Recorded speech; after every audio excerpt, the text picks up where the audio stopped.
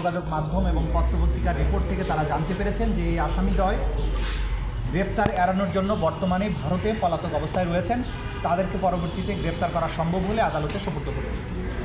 এই রিপোর্ট আসার প্রেক্ষিতে আমাদের ট্রাইব্যুনালের যে আইন আছে, ট্রাইব্যুনালের জন্য যে রুলস অফ প্রসিডিওর আছে, সেই প্রসিডিওর অনুযায়ী যেহেতু গ্রেপ্তার তাদেরকে করা যায়নি, সে কারণে আদালত আগামী 1 সপ্তাহের মধ্যে তাদেরকে হাজির হওয়ার জন্য, অর্থাৎ এই আসামি শেখ হাসিনা এবং আসাদুজ্জামান খান কামালকে আগামী 1 সপ্তাহের মধ্যে হাজির হওয়ার জন্য নির্দেশনা দিয়ে আদালতের এই আদেশটি দুটো বাংলাদেশের বহুল প্রচারিত পত্রিকায় বিজ্ঞপ্তি দেওয়ার জন্য আদেশ দিয়েছেন এবং এই বিজ্ঞপ্তি অনুযায়ী তারা যাতে হাজির হন আগামী 24শে জুন তাদেরকে সেই বিজ্ঞপ্তির মাধ্যমে জানিয়ে দেওয়া হবে 24শে জুনের মধ্যে তারা যাতে এই আদালতে এসে হাজির হয়ে এই বিচার প্রক্রিয়া মোকাবেলা করেন।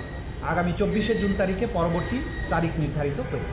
আইনের বিধান হচ্ছে যদি এই পত্রিকায় বিজ্ঞপ্তি প্রকাশের পরেও আসামিরা আদালতে উপস্থিত না হন, তাহলে আদালত তাদের অনুপস্থিতিতে বিচারের রাস্তায় অগ্রসর হবে।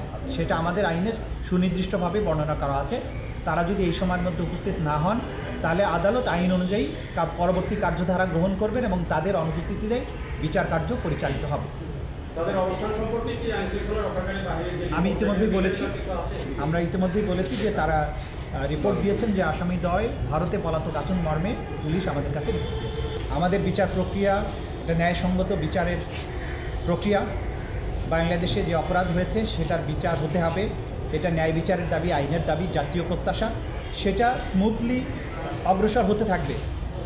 কেউ যদি এটাকে বাধাগ্রস্ত করার চেষ্টা করে, কেউ যদি আইন অমান্যকারী কোনো কাজ করে, সেই ব্যাপারে যথাযথ আইনি ব্যবস্থা গ্রহণ করা হবে।